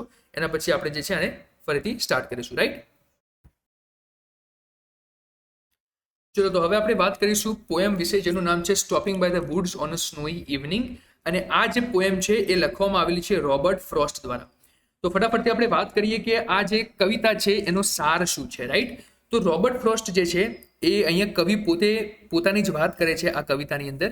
તો કવિ જે છે એ પોતાની ઘોડાગાડી ઉપર કંઈક એમને કંઈક બહુ જ જરૂરી કામ માટે નીકળવાનું હશે તો એના માટે ઘરેથી નીકળ્યા. બરાબર. હવે આ જે સફર છે, આ જે ટ્રાવેલિંગ છે, આ જે એમની યાત્રા છે એ ખૂબ જ લાંબી છે અને એમને એમના કર્તવ્યનું પાલન કરવાનું છે અને જે જગ્યા એમને નક્કી કરી છે, જ્યાં એમનું કામ છે ત્યાં એમને જવાનું છે. બરાબર. તો એના માટે એ પોતાની ઘોડાગાડી ઉપર જે છે એ નીકળી જાય છે. હવે ઘોડાગાડી ઉપર જ્યારે નીકળી જાય છે ત્યારે રસ્તામાં એક ખૂબ જ સારું એવું જંગલ આવે છે, જ્યાં અહીંયા આપણે વુડ્સ કહીએ છીએ. બરાબર. તો વુડ્સ એટલે અહીંયા જંગલની વાત કરવામાં આવે છે. નાનું એવું ખૂબ જ સરસ મજાનું જંગલ આવે છે અને સાંજનો સમય હોય છે અને બરફનો ઇલાકો હોય છે, બરફ પડતી હોય છે અને ખૂબ જ સારી ઠંડી હવા પણ ચાલતી હોય છે. તો આ વસ્તુનું જે દ્રશ્ય છે એ જોઈને જે રોબર્ટ ફ્રોસ્ટ છે એટલે કે આપણે જે કવિ છે એમનું મન મોહી જાય છે અને એમનું મન ત્યાં ઊભું રહેવાનું થાય છે. એટલે શું કરે છે, ઘોડાગાડીને ત્યાં ઊભી રાખે છે. હજુ એમનો સફર જે છે, એમની જે ખરેખરની યાત્રા છે એ તો ખૂબ જ મોટી છે, પણ આ વનની અંદર, આ જંગલની અંદર એમનું મન મોહી જવાના કારણે એ ત્યાં ઊભા રહે છે અને ત્યાંનું જે વાતાવરણ છે એની મજા લે છે.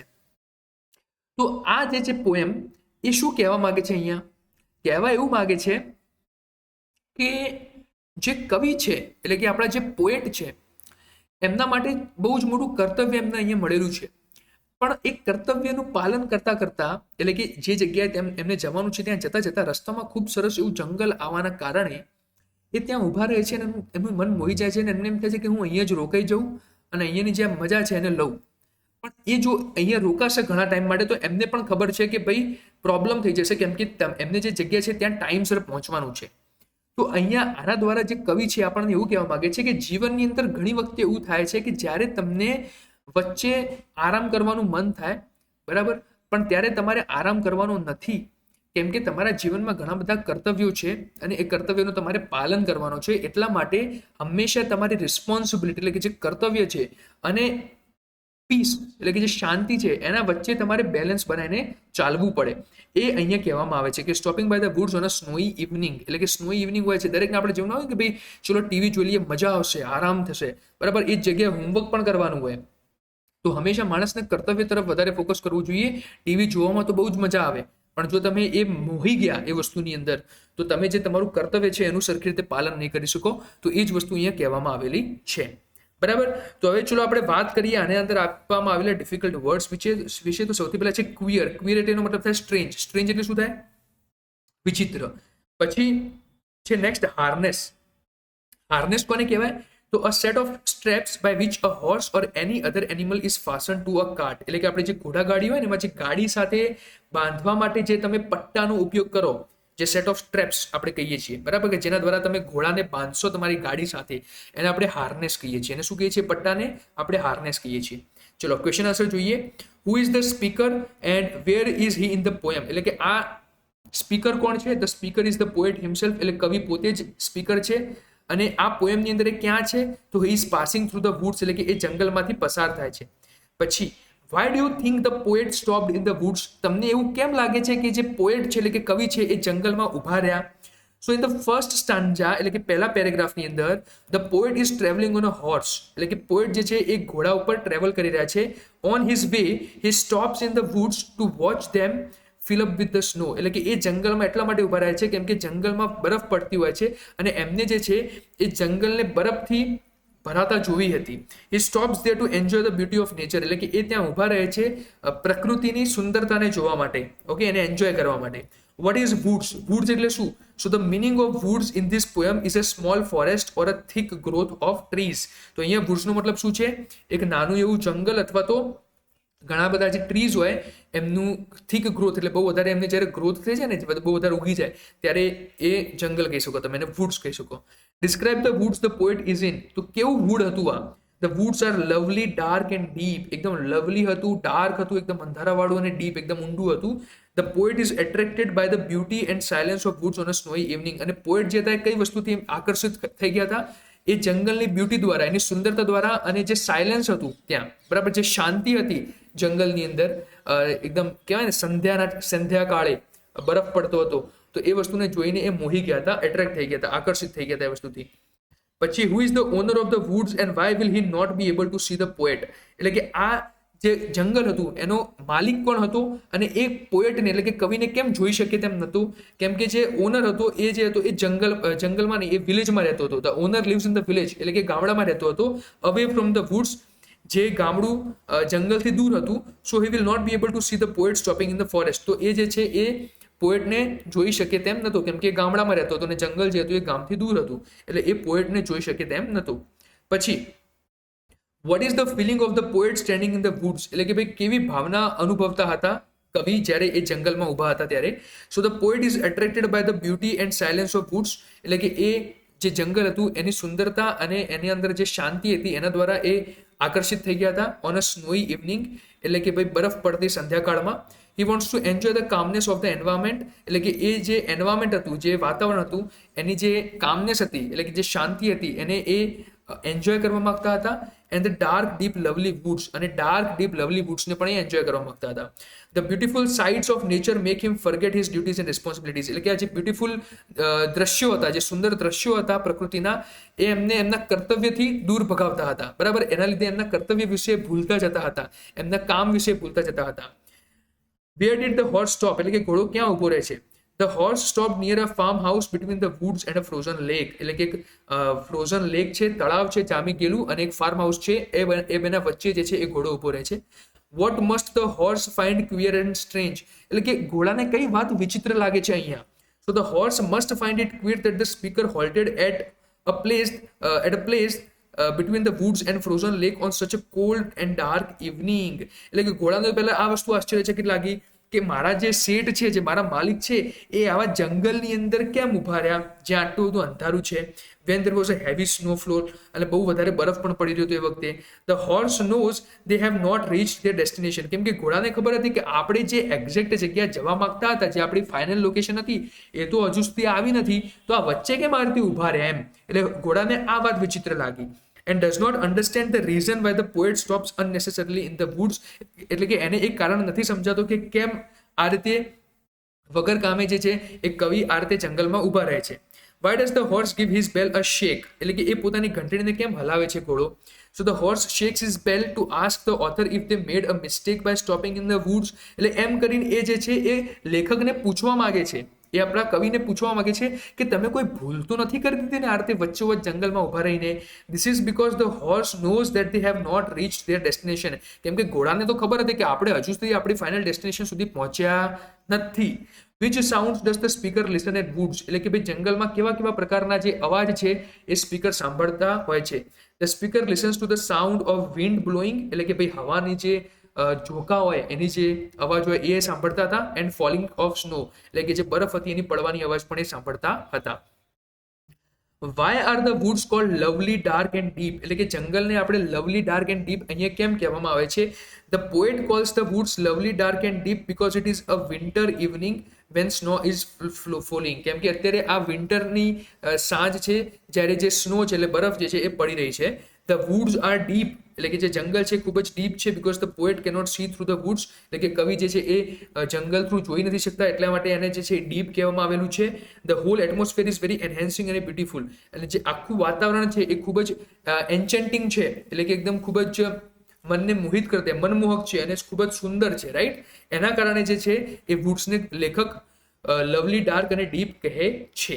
નેક્સ્ટ જુઓ, vote is the significance of sleep in the poem. અહીંયા સ્લીપ શું દર્શાવે છે, સ્લીપનો અહીંયા શું સિગ્નિફિકન્સ છે, શું મહત્વ છે. તો sleep here refers to death. સ્લીપનો મતલબ અહીંયા છે મૃત્યુ. Which overcomes everything in the material world. જે અહીંયા શું કહેવા માંગે છે કે મૃત્યુ એવી વસ્તુ છે ને કે જે આ દુનિયાની દરેક વસ્તુથી પરે છે. મટીરિયલ વર્લ્ડ એટલે કે આ જે મટીરિયલિસ્ટિક વર્લ્ડ છે કે જ્યાં વસ્તુઓથી લોકોને પ્રેમ હોય એના કરતાં જે મૃત્યુ છે બધી વસ્તુ કરતા પરે છે. The poet wants to say that life is like a journey and there are lots of temptations on our way. કવિનો કહેવાનો અર્થ એવો છે કે આપણું જે જીવન છે એક સફર જેવું છે, એક જર્ની જેવું છે અને આની અંદર ઘણા બધા ટેમ્પટેશન્સ હોય, ઘણા બધા રસ્તામાં તમને જે છે એ મન મોહી દે એવી વસ્તુઓ આવતી હોય. We should overcome all this temptations. એટલે કે આપણે આ બધી જે રૂકાવટો હોય એ બધાથી આપણે ઓવરકમ કરવાનું છે, એ બધાથી આપણે આગળ વધવાનું છે. And continue peacefully towards our final destination. અને આપણી જે ફાઇનલ ડેસ્ટિનેશન છે એટલે કે આપણી જે ફાઇનલ લોકેશન છે એના તરફ આપણે વધવાનું છે. અને એ ફાઇનલ લોકેશન શું છે? A long eternal sleep. એટલે કે તમારી મૃત્યુ. What promise is the speaker talking about. એટલે કે સ્પીકર કયા પ્રોમિસ વિશે અહીંયા કહી રહ્યા છે. The promises are the duties and responsibilities which the speaker has towards himself and others. એટલે અહીંયા responsibilities નો મતલબ એ છે, duties નો મતલબ એ છે કે જે સ્પીકરને પોતાના માટે છે. એટલે સ્પીકર આ બધી વસ્તુને પ્રોમિસ કહી રહ્યો છે, બરાબર. કેમ કે એને કોઈ જગ્યાએ જવાનું છે, એને એ વસ્તુનો પ્રોમિસ કરેલો છે, એની ડ્યુટીઝ છે, એની રિસ્પોન્સિબિલિટીઝ છે, એનું કામ છે, એના કર્તવ્ય છે, એના વિશે અહીંયા દર્શાવી રહ્યા છે. There are many commitments that the poet has to take care of. એટલે કે ઘણા બધા એવા કમિટમેન્ટ્સ હોય, ઘણા બધા એવા એમના વચન હોય જેનું એમને પાલન કરવાનું હોય. He wants to fulfil those duties and responsibilities before entering into a long sleep which is death. એટલે કહેવાનો અર્થ એ છે કે જ્યાં સુધી હું મરી ના જાઉં ત્યાં સુધી મારે મારા કર્તવ્યનું પાલન કરવાનું છે. મારું જે કામ છે એને મારે ખૂબ જ સારી રીતે કરવાનું છે, બરાબર. એની અહીંયા વાત કરવામાં આવેલી છે. હવે આપણે એમસીક્યુ વિશે વાત કરીશું. એમસીક્યુમાં શું છે જુઓ. Where did the author stop. એટલે કે ઓથર ક્યાં ઉભા રહે છે? So between the woods and frozen lake. એટલે કે જંગલ અને ફ્રોઝન લેક વચ્ચે. The woods are lovely dark and deep. તો અહીંયા બ્લેન્ક આપેલી છે, એમાં તમારે શું આવશે? ડીપ આવશે. પછી what is the only other sound the author hears in the woods. એટલે કે ભાઈ બીજો કયો સાઉન્ડ એમને સાંભળવા મળે છે? તો સ્વીપ ઓફ ધ વિન્ડ, બરાબર. સ્વીપ ઓફ ધ વિન્ડ એટલે કે હવાની જે હવા થતી હોય ને એનો અવાજ જે આવતો હોય. પછી he gives his harness bells a shake. Who is he? એટલે કે ભાઈ પોતાની ઘંટડીને હલાવે છે. કોણ હલાવે છે? ભાઈ ઘોડો, ધ હોર્સ. પછી what season it when the author visits the woods. એટલે કે કઈ સિઝનમાં જે છે ઓથર જંગલમાં જાય છે? તો આન્સર આવશે winter. My little horse must think it queer. એટલે કે મારો જે નાનો ઘોડો છે એ વિચારતો એ આ વસ્તુ વિશે ખૂબ જ આમ સ્ટ્રેન્જ વિચારતો છે કે વિચિત્ર થઈ ગયું છે આ વસ્તુ, કે આ કેમ આવું થાય છે એમ. તો અહીંયા શું આવશે? ક્વીર આવશે, બરાબર. બ્લેન્કમાં તમારે ક્વીર લખવાનું. પછી what time of day is it? તો ઇવનિંગ. ઇવનિંગનો સમય હતો, સાંજનો સમય હતો, સંધ્યાકાળનો સમય હતો. પછી who is the author of the poem stopping by the woods on a snowy evening. એટલે કે આના કોણ ઓથર છે? મતલબ તો આન્સર શું આવશે? Robert Frost. પછી what reaction does the horse give when the author stops, એટલે કે અચાનક વચ્ચે જ્યારે ઘોડાને રોકવા માટે જે ઓથર કહે છે ત્યારે ઘોડો શું વિચારે છે? હી gives his harness bells a shake, એટલે એ પોતાની ઘંટડીને આ રીતે હલાવતો હોય છે, બરાબર? કેમ કે એને એવું લાગે છે કે આપણે કેમ આટલા વચ્ચે ઉભા રહ્યા, આપણે તો બીજી જગ્યાએ જવાનું હતું ને એમ. એટલે એ રીતે પ્રશ્ન પૂછવા માટે એ પોતાની જે ઘંટડી છે એને હલાવે છે. પછી હુડ્સ ઇઝ ધ ઓથર ઇન, એટલે કે કોના જંગલમાં જે છે એ ઓથર છે અત્યારે? સો એનો આન્સર આવશે the main who lives in the village, એટલે એ વ્યક્તિનું કોઈ અહીંયા નામ નથી આપેલું, ખાલી આટલું લખ્યું છે કે ભાઈ આ જે વુડ્સ છે એના ઓનર જે છે કોણ છે? તો એના ઓનર એક એવા માણસ છે જે ગામડામાં રહે છે. પછી the woods are filled up with, બ્લેન્કમાં શું આવશે? સ્નો આવશે. કે જે જંગલ હતું એ કોનાથી ભરાતું હતું ભાઈ? એ બરફથી ભરાતું હતું, સ્નોથી ભરાતું હતું. The horse shakes his harness bells to ask if there is sum mistake, કે ભાઈ આપણાથી કોઈ ભૂલ તો નથી થઈ ગઈ ને, એ પૂછવા માટે જે છે ઘોડો પોતાની જે ઘંટડી હોય છે એને શું કરે છે? શેક કરે છે, એટલે હલાવે છે. તો ઇઝ સમ, બ્લેન્કમાં શું આવશે? તમારું મિસ્ટેક આવશે, બરાબર? તો આ રીતે અહીંયા તમારું જે ચેપ્ટર છે આખા 3 વસ્તુ જે હતી તમારી, એટલે કે પોએમ થઈ ગઈ, શોર્ટ સ્ટોરી થઈ ગઈ અને પ્રોઝ થઈ ગઈ, આ 3 વસ્તુ અહીંયા આપણે ખૂબ જ સારી રીતે કવર કરી દીધી છે. અને આશા રાખું છું કે તમને આ બધી જ વસ્તુ ખૂબ જ સારી રીતે સમજાઈ ગઈ હશે. આ બંને પીડીએફ છે એ તમને નીચે ડિસ્ક્રિપ્શનમાંથી મળી જશે, તો ત્યાંથી તમે આનું રિવિઝન કરી શકો છો, રાઈટ? તો તે જ સાથે આજનો આ જે વિડીયો છે આપણે એન્ડ કરીશું. Thank you so much for watching it. અને હા, લાસ્ટમાં એટલું જ કહેવા માંગીશ કે તમારી એક્ઝામ માટે તમને ઓલ ધ બેસ્ટ, અને પ્લીઝ આ ચેનલને સબસ્ક્રાઇબ કરો, કેમ કે ભવિષ્યમાં તમારા આગળના જે સેમેસ્ટર હશે એના માટે પણ આ રીતના તમને વિડીયો જે છે આ ચેનલના માધ્યમથી મળતા રહેશે, right? So thank you so much for watching this video. મળીશું આપણે નેક્સ્ટ વિડીયોની અંદર. બાય.